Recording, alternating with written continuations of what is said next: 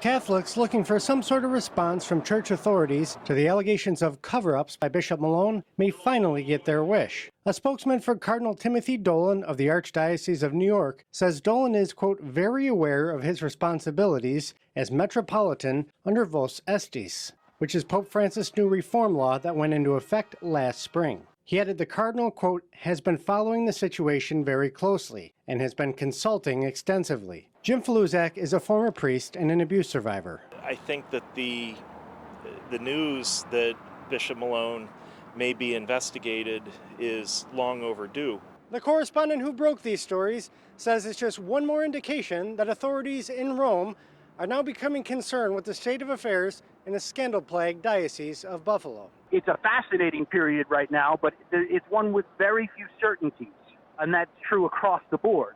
Chris Altieri is a Rome-based correspondent who says the law gives some archbishops the authority to discipline other bishops like Malone who are accused of mishandling clergy sex abuse.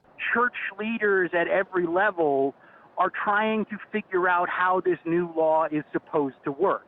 The new law is meant to hold bishops accountable for covering up clergy abuse. And former priest Faluzak thinks the I-Team's recent broadcasting of the Malone recordings may have caught the attention of the Cardinal. Cardinals have an enormous status even within the church. They're considered the papal senate. Faluzak is skeptical a Cardinal will be able to investigate his friend. Here are Malone and Dolan 7 years ago when Malone was appointed Buffalo's bishop. We don't need the church to conduct an internal investigation. That ship has sailed.